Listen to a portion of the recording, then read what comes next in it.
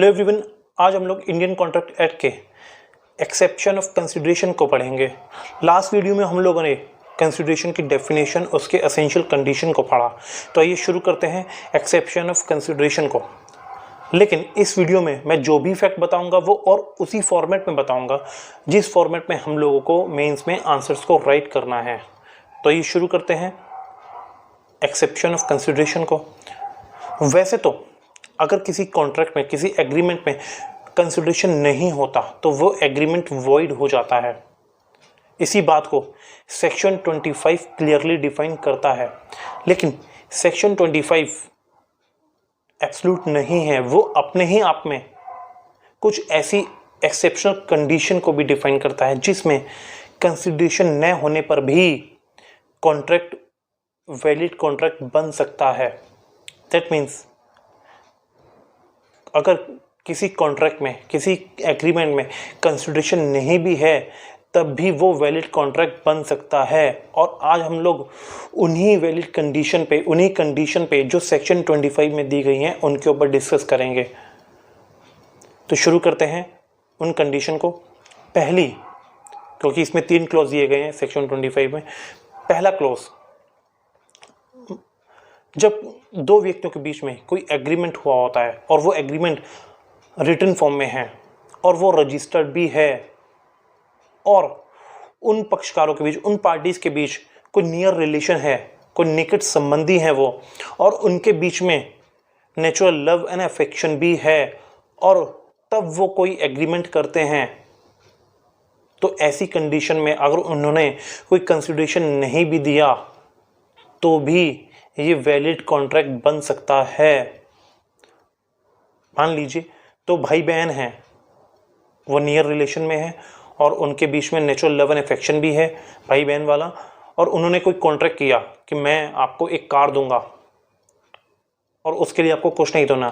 तो क्या ये वैलिड कॉन्ट्रैक्ट होगा? हाँ, ये वैलिड कॉन्ट्रैक्ट होगा, क्योंकि उन्होंने जो ऐसा किया वो नेचुरल लव एंड अफेक्शन में किया और वो उनके बीच में नियर रिलेशन है। लेकिन it should be in the written form and it should be registered. लेकिन अगर वो रजिस्टर्ड और रिटन फॉर्म में नहीं है तो ये वैलिड कॉन्ट्रैक्ट नहीं होगा। और इसी के लिए एक बहुत ही लैंडमार्क जजमेंट आया, दैट इज राजलकी वर्सेस भूतनाथ। इस केस में क्या हेल्ड हुआ कि यदि दो पक्षकार, दो पार्टीज में निकट संबंध तो है, उनके बीच में नियर रिलेशन तो है, लेकिन उनके बीच में नेचुरल लव एंड अफेक्शन नहीं है, तो अगर वो कोई कॉन्ट्रैक्ट या कोई एग्रीमेंट करते हैं तो ऐसी कंडीशन में एग्रीमेंट वॉइड हो जाएगा। मान लीजिए दो भाई बहन हैं, नियर रिलेशन तो है लेकिन वो आपस में हमेशा लड़ते झगड़ते रहते हैं, बार बार वो कोर्ट कचहरी में पहुंचते रहते हैं और वो कोई एग्रीमेंट कर लेते हैं, तो क्या ऐसी कंडीशन में अगर वो कोई ऐसा कॉन्ट्रैक्ट करते हैं जिसमें कंसिडरेशन नहीं है तो ऐसी कंडीशन में वो कॉन्ट्रैक्ट वॉइड हो जाएगा। अब बात करते हैं दूसरी कंडीशन के बारे में। दूसरी कंडीशन यह है कि जब एक व्यक्ति किसी दूसरे व्यक्ति के लिए, किसी दूसरे पर्सन के लिए स्वेच्छा से, वॉलंटरी, याद रखिएगा यहाँ पर वॉलंटरी वर्ड यूज किया गया है।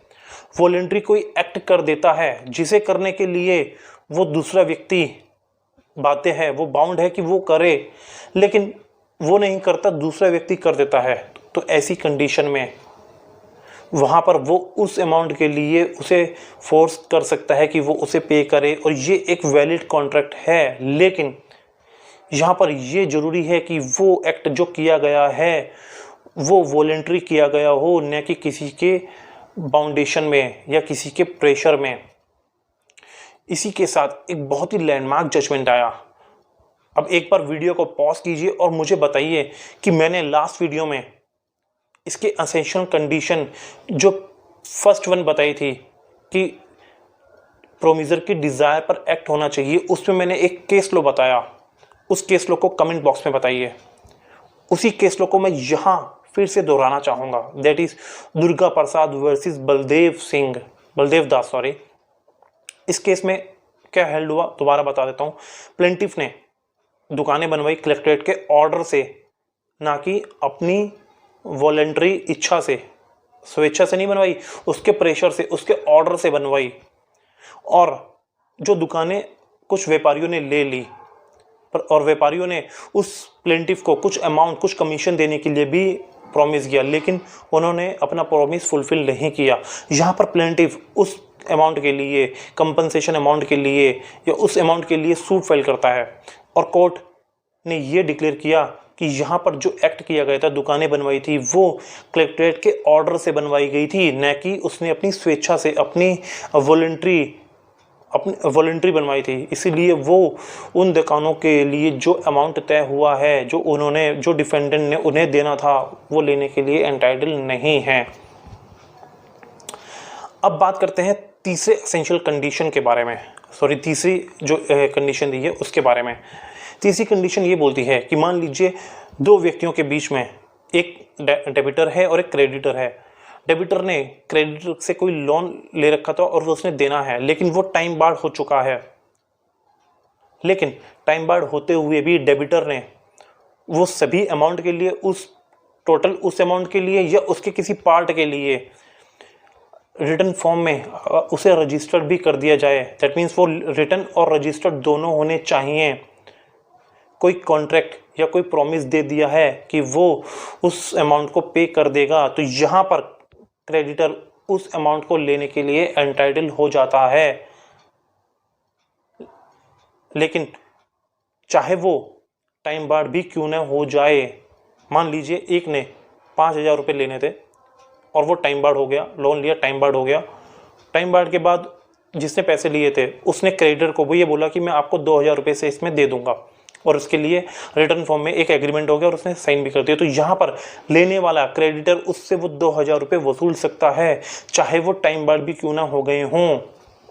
और इसी के लिए एक बहुत ही लैंडमार्क जजमेंट आया, दैट इज तुलसीराम वर्सेस जब्बू का केस। इसमें यही चीज़ हेल्ड हुई कि अगर टाइम बार्ड भी हो जाता है कोई लोन और तब भी कोई एग्रीमेंट कर दिया जाता है रिटर्न फॉर्म में और उसे रजिस्टर्ड कर दिया जाता है, तो क्रेडिटर उस अमाउंट को लेने के लिए उसे बाउंड कर सकता है। अब बात करते हैं इसी प्रोविज़न में, इसी एक्ट में एक दूसरे सेक्शन में, जिसमें कंसिडरेशन के एक्सेप्शन बताए गए हैं, दैट इज सेक्शन 63।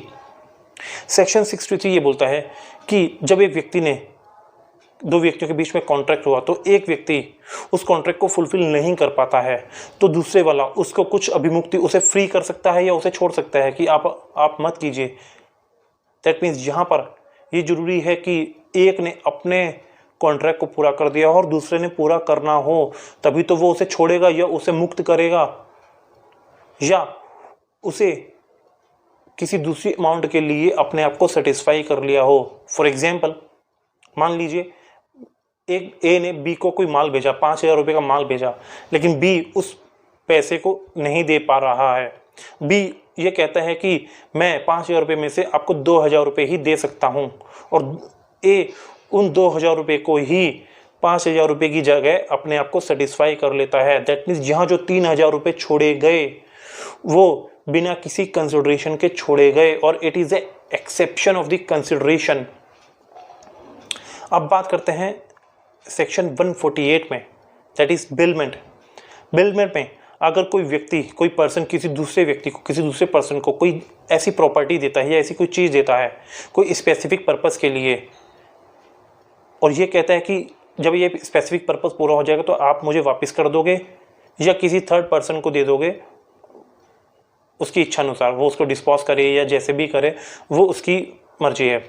यहाँ पर वो ऐसा विद कंसिडरेशन और विदाउट कंसिडरेशन दोनों तरीके से कर सकता है। लेकिन याद रखिएगा, बिलमेंट के लिए ये जरूरी नहीं है कि वो विदाउट कंसिडरेशन ही हो, वो विद कंसिडरेशन भी हो सकती है और विदाउट भी हो सकती है, और ये कंसिडरेशन हो भी सकता है और नहीं भी, क्योंकि अगर विदाउट कंसिडरेशन है तो ये एक्सेप्शन बन जाता है, और अगर विद कंसिडरेशन है तो ये एक्सेप्शन नहीं होता।